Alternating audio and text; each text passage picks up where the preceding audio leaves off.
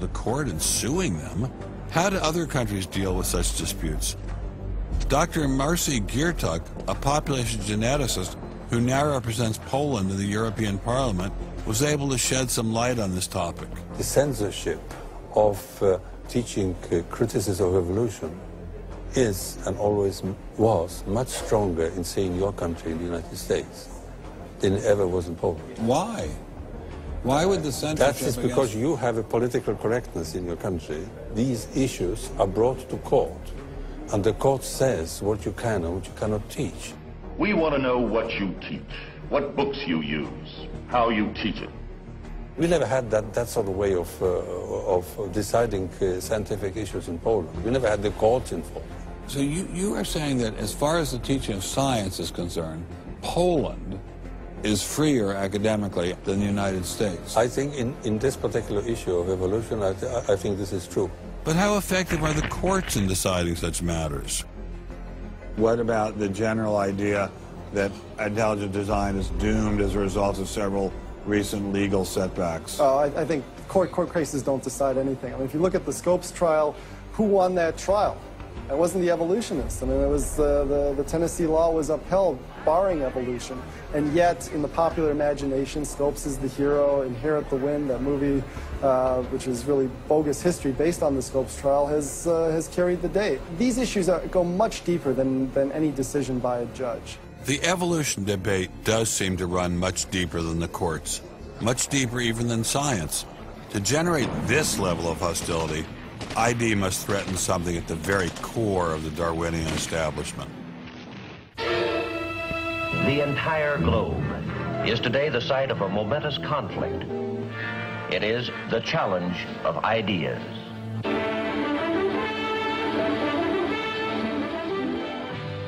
I am Edward R. Murrow. For a little while, I would like to review with you the great conflict of our times, one which demands and must get the attention and the involvement of each one of us. This conflict over the principles of evolution has become a religious war. It really is no longer about scientific investigation. It is total competition with an antagonist who is putting into it everything within his capability. The situation has reached a point where many of evolution's top apologists have switched from defending Darwinism to attacking religion in what they see as a bid to stamp out intelligent design at the source. Richard Dawkins is the best example of this.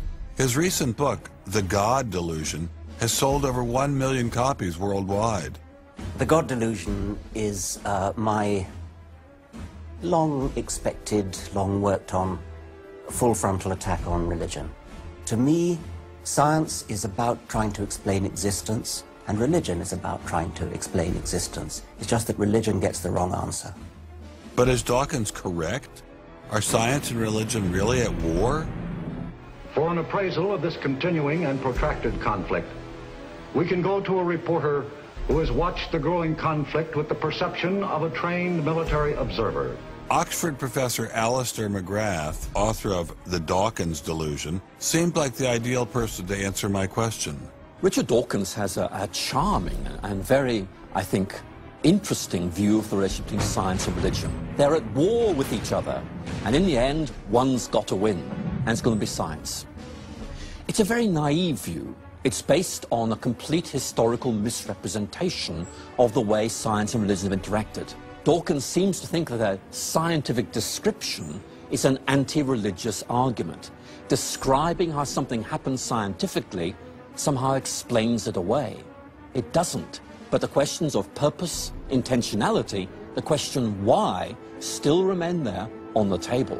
And I think it was just a catastrophic mistake to have someone like Dawkins address himself to profound issues of theology, the existence of God, the nature of life. He hasn't committed himself to disciplined study in any relevant area of inquiry. He's a crummy philosopher. He doesn't have the rudimentary skills to meticulously assess his own arguments. Genius guy, though. Very smart guy. A little bit of a reptile, but a very smart guy. The opposing point of view in this conflict rests on a fundamentally different vision of man. If you have two distinguished scientists, and in fact you can range many more on each side, as you know, saying exactly opposite things, That's telling me that the conflict is not between science and belief in God. Otherwise, you'd expect all scientists to be atheists. But it's a worldview conflict. It's between scientists who have different worldviews. You've got two competing explanations of the evidence. One says design, one says undirected processes. Both of them have larger philosophical or religious or anti-religious implications. So you can't say that one of those two theories is scientific and the other is unscientific simply because they have implications. Both have implications. People who tell you, for example, that science tells you all you need to know about the world, or that science tells you that religion is all wrong, or science tells you there is no God, those people aren't telling you scientific things. They are saying metaphysical things, and they have to defend their positions for metaphysical reasons. What is being presented to the public is, first comes the science, and then comes the worldview.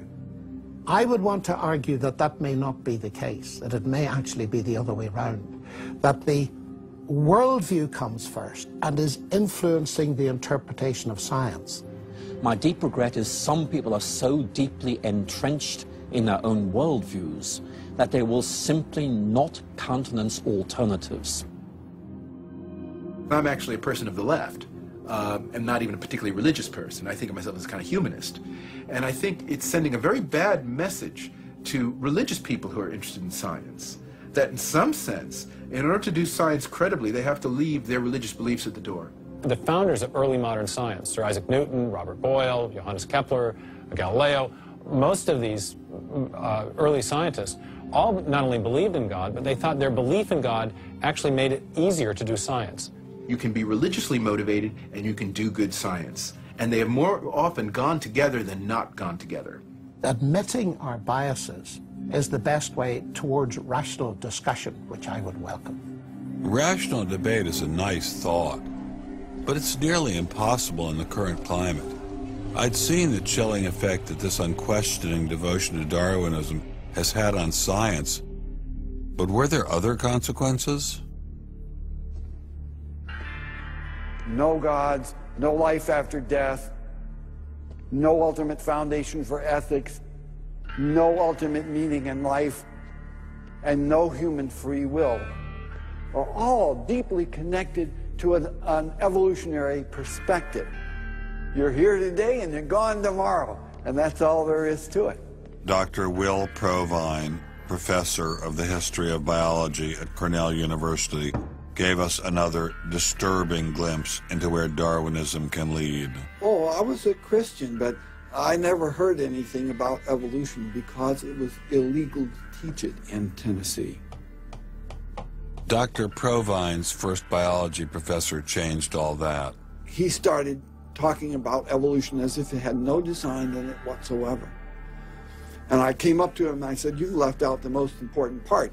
And he said, "If you feel the same way at the end of one quarter, I want you to stand up in front of the students in this class and tell them this deep lack in evolution." And I read that book so carefully, and I could find no sign of there being any design whatsoever in evolution. And I immediately began to doubt the existence of a deity. But it starts by giving up an active deity, then it gives up the hope that there's any life after death. When you give those two up, the rest of it follows fairly easily.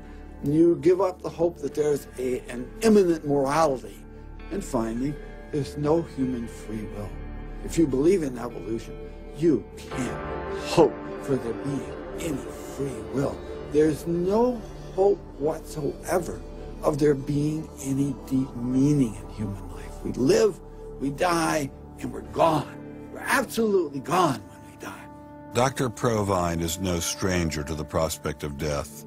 Nearly a decade ago, he was diagnosed with a large brain tumor. Let's suppose my tumor comes back, as it almost certainly will. Well, I'm not going to sit around like my older brother did last year, and he was dying of ALS, Lou Gehrig's disease. He wanted desperately to die, but we couldn't help him die. I don't want to die like that. I'm going to shoot myself in the head long before then. I'm going to do something different. I hope these are empty words for my friend, Dr. Provine, because shortly after this interview was recorded, he learned his brain tumor had returned. I don't feel one bit bad about holding the views that I do. There's not anything in the views I hold that makes me, oh, I wish I had free will, or, oh, I wish there were a God. I don't ever wish that. Dr. Provine's deconversion story was typical amongst the Darwinists we interviewed. Biologist P.Z. Meyer